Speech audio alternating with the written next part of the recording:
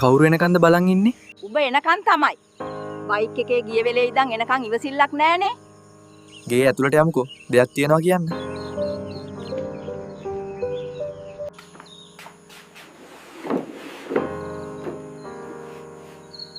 කෝ උඹේ බයික් එක? ඒක තියෙනවා.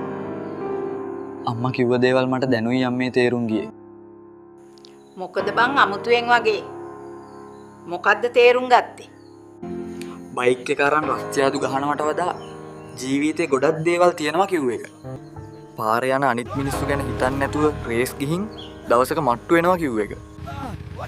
ජීවිතේ තරුණ කාලේ හරි ඉක්මනින් ගෙවිලා යනවා. ඒක විනාශ කරගන්න එපා කිව්ව එක. බයික් එකේ කොච්චර වේගෙන් ගියත් වැඩක් නැහැ. ජීවිතේ අරමුණක් හදාගෙන නැත්තම් කිව්ව එක. අනිත් මිනිස්සුන්ටත් කරදරයක් වෙලා සමාජයෙන් බැනුම් අහගෙන ගෙවන ජීවිතේ මොකද්ද කිව්ව එක. මම විතරක් නෙමේ බං හැම අම්මා කෙනෙක්ම එහෙම තමයි. උඹලට තියෙන ආදරෙටනේ එහෙම කියන්නේ.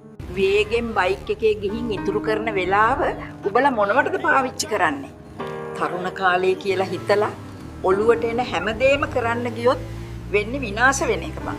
උඹලට බයික් එකේ නැග්ගහම හැමදේම අමතක වෙනවනේ. ගෙදර ප්‍රශ්න තිබිලා උඹලට මේව අරගන්න කීයක් හරි දෙන්නේ උඹලගේ සතුටට මිසක් විනාශ වෙන්න නෙමෙයි. මේ දේවල් මට තේරෙද්දි මම පරක්කු වැඩි අම්මේ. මට සමාව දෙන්න. අනේ කුසුමාක්කේ ඉක්මනින් එන්න. ඉක්මනින් එන්න.